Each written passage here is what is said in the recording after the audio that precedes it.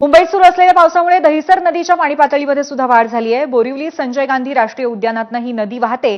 पाणी पातळीमध्ये वाढ झाल्यामुळे नदीच्या ठिकाणी जाण्यास पर्यटकांना मनाई करण्यात आली आहे। याचाच आढावा घेतला आमचे प्रतिनिधी सत्यम सिंग यांनी।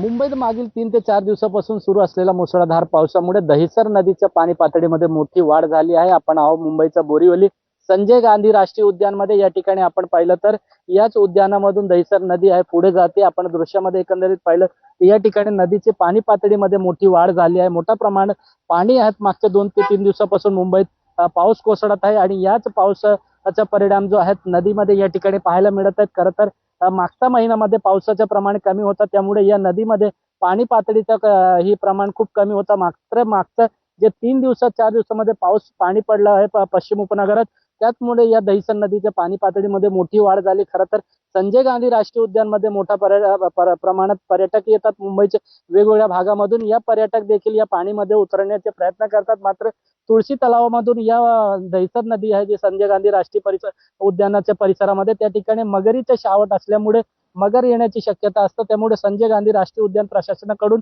या नदीमध्ये कोणीही पर्यटक उतरू नये असा देखील सूचना दिली जात आहेत। खरं तर आपण पाहिलं तर मागच्या काही दिवसापासून जे पाऊस सुरू आहे या पावसाचा परिणाम मुंबईचे जे पश्चिम उपनगर सखल भाग असतील किंवा ही दहिसर नदी आहे यामध्ये मोठ्या प्रमाणात पाणी पातळीमध्ये वाढ झाली। जर असंच काही दिवस पाऊस जोरदार सुरू राहिला तर ही धोक्याची चादर आहे जी ही धोक्याची पातळी असेल त्याच्यापासून पुढे मोठ्या प्रमाणात पाणी भरून या ठिकाणी वाहणार आहे।